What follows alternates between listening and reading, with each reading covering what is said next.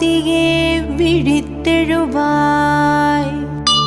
மனையிருள் எனும் அஞ்ஞானம் களைவோனே, மாயைகளை அகற்றி மெய்ஞானம் அருள்வோனே, மந்திர சாஸ்திரத்தின் வித்தகனே போதகனே, விழித்தெழுவாய் விழித்தெழுவாய். ஆதியே பரஞ்சோதியே தக்ஷிணாமூர்த்தியே விழித்தெழுவாய்.